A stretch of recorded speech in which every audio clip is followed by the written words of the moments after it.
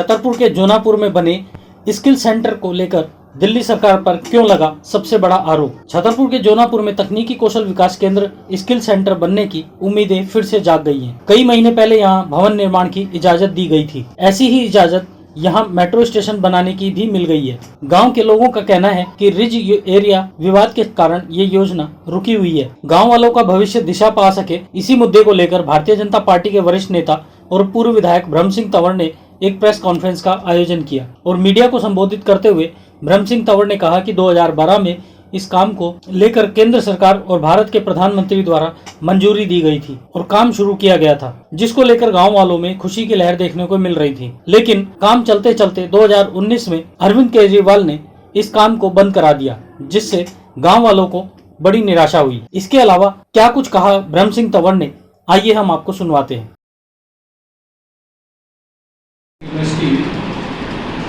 एक दिल्ली के लिए सेंक्शन हुई थी सिंगापुर कंट्री वालों के साथ और इंडिया के साथ।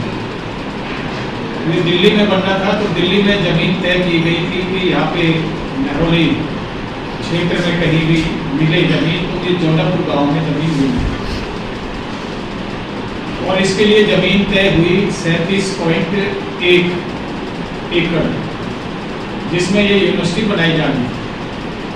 ये 2012 में ही हुई थी और 2012 में ही दोनों देशों के बीच में दोनों सरकारों ने बैठ करके, जिसमें प्राइम मिनिस्टर की मीटिंग हुई थी, उसमें एमओयू हुआ कि यहाँ पे यूनिवर्सिटी बनाई जाए। यह स्किल सेंटर जब यहाँ पे बनाना तय हो गया, जमीन भी तय हो गई और जमीन हुई 37.1 एकड़। तो सबसे बड़ी बात यह है कि 2012 में ही और ये अगस्त के टाइम में इसको जमीन को कब्जा भी दे दिया गया था रेवेन्यू डिपार्टमेंट, इनके हैंड ओवर कर दिए, एक्वायर कर दिए, रेवेन्यू लेके और इनके हैंड ओवर कर दी गई ताकि ये काम शुरू कर सके। उसके बाद केंद्र में भारतीय जनता पार्टी की सरकार बनी, मोदी जी प्राइम मिनिस्टर बने। इन्होंने यहाँ पे लैंड यूज चेंज के लिए केंद्र सरकार को अप्लाई किया कि यहाँ पे हमें यूनिवर्सिटी बनानी है इस जमीन के ऊपर, और उसमें भी देर नहीं हुई। सितंबर, लगभग 24 सितंबर में, इतना कह सकते हैं सितंबर में ही 2014 को ही भारत सरकार ने इसका लैंड यूज चेंज करके एनओसी दे दी थी कि यहाँ पे आप यूनिवर्सिटी बना सकते हैं। जोनापुर गांव की ये यूनिवर्सिटी बननी तय हो गई। उसके बाद ये 2015 में इसकी 4 दीवारी हुई। 4 दीवारी में पैसा खर्च हुआ, करोड़ों रुपए में वो 4 दीवारी निकली और लगभग 254 करोड़, 250 करोड़ से ऊपर की राशि इसको यूनिवर्सिटी बनने के लिए तय कर दी गई थी कि इस राशि में यहाँ पे बनेगा। कार्य चलता रहा, 30 करोड़ रुपए से भी ज्यादा राशि उसमें खर्च कर दी गई बनाते समय। अचानक 2019 में क्या हुआ, केजरीवाल सरकार ने अचानक इसको बंद कर दिया और यहाँ पे यूनिवर्सिटी न बनाया जाए। वहां से सब कुछ तंबू अंबू जितना भी सब कुछ सामान था उसको उखाड़ करके दे दिया।